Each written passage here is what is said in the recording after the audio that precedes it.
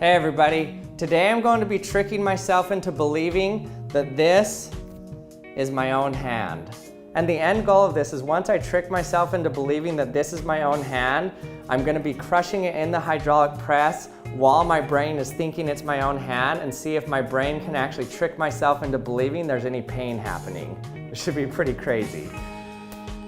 Okay, so in order to not just test this on myself, I've got the help from my friend Indiana here. So I'm gonna be testing this out on me and him. We're gonna see if it actually does work. If it does work, then I'm gonna crush my own hand in the hydraulic press. Okay, so here's the setup. So we've got him set up here. Real hand, fake hand, right? Real hand? Real hand over here. So he's gonna leave his hands like this. The fake hand is over here blocked completely from his view. So I'm gonna be in the front here and I'm going to be stroking the same part of each finger. And I'm gonna be doing it at the same time. If you don't do it at the same time, then it doesn't trick the brain.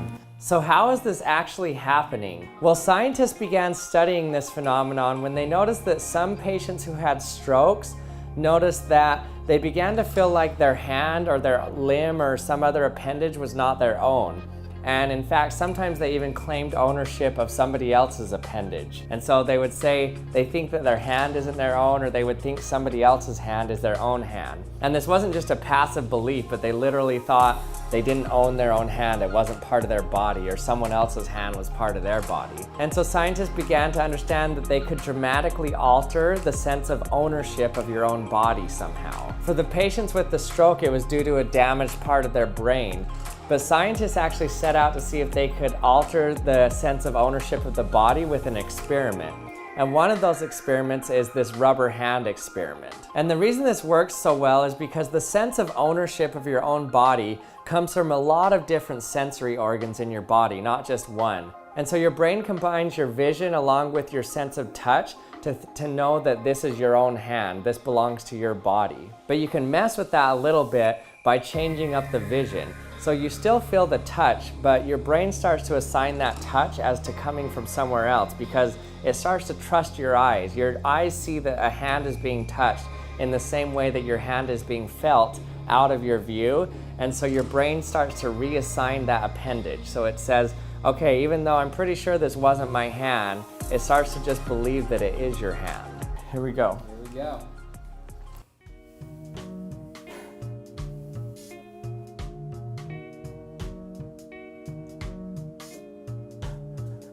This is already so weird.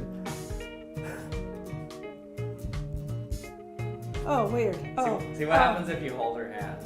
Oh, it's happening. Oh, it's happening! The slow one, the slow creep. The slow creep. Whoa. Now it's like really happening. Is it really? Oh my gosh. That's happening. Yeah, and my brain keeps thinking, why does my hand look so weird? Once you're feeling it, then see if you feel pain.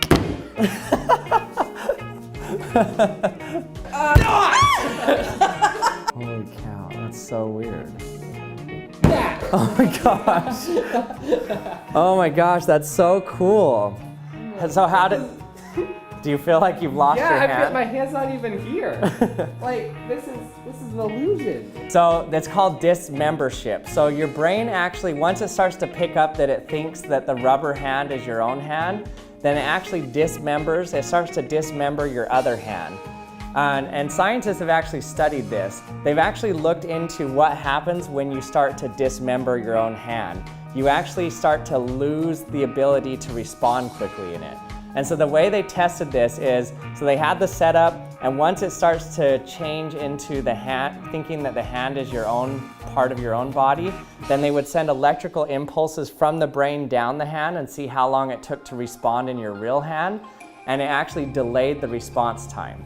So that meant that when you're thinking this is your own hand, you get delayed response in your real hand. The brain actually stops you from thinking that your real hand is your real hand, and it can't even respond quickly.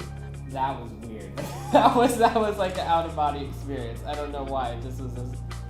It was really weird stroking your finger yeah, too. Okay, we're gonna start out first. Let's get the illusion going. start the strokes. That illusion working, caress of the hand. It's so weird, especially with it so far away from my other hand with the setup, it still feels like it. So keep stroking the fingers as it goes down. Okay, tricking my brain into thinking my own hand is getting crushed. 3, 2, 1. Oh no! This is so weird. Whoa! Oh my gosh. Holy cow.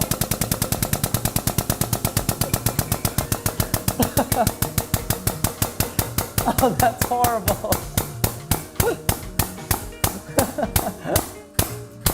Oh, that's so weird. Feeling it now? You still feeling it? Still feeling it. Still feeling it.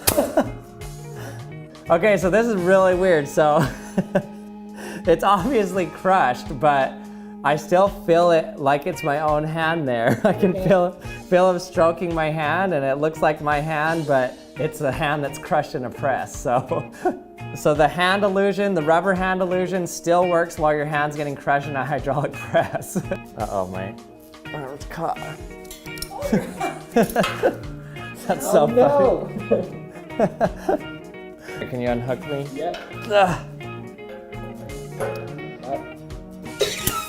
Ugh.